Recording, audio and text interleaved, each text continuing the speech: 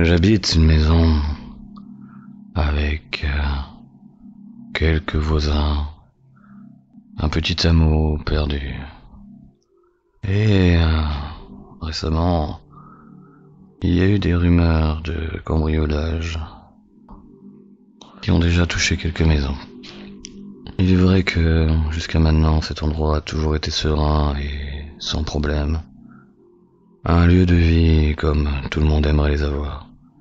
Vous savez, la petite maison, avec les voisins, tout gentils, que tout le monde se connaît. Pas le genre d'immeuble où personne ne se dit bonjour, par exemple. Un lieu de vie où on a le petit jardin, où on vit dehors.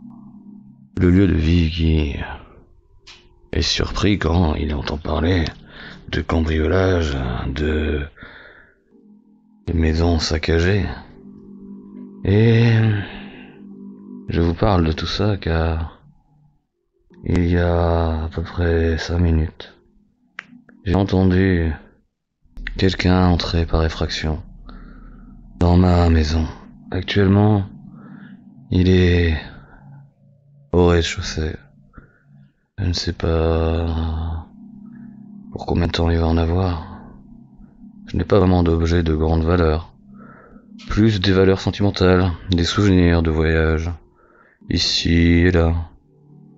Des petits trophées, si on peut dire.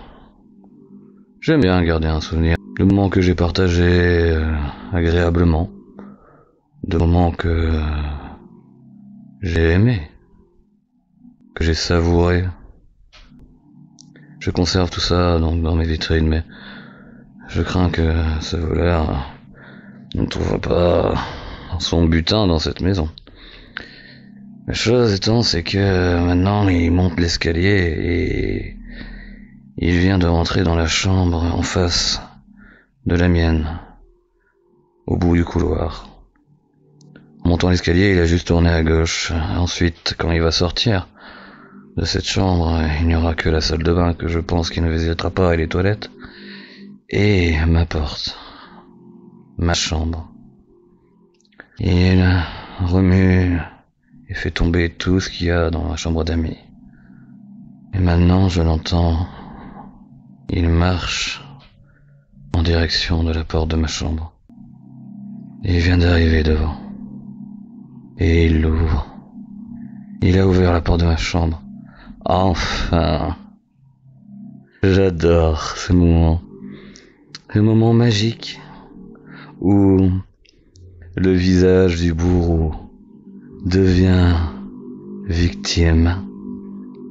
Je m'empresse de lui sauter dessus, lui plantant mes griffes dans le corse, sentant ses côtes sous mes griffes et plaçant ma gueule ornée de dents à quelques centimètres de son visage, qu'il apprécie la beauté du gros loup-garou, qu'il va le dévorer.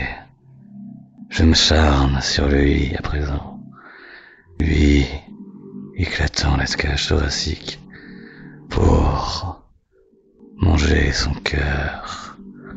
J'aurais réglé le problème de voleur. Moi,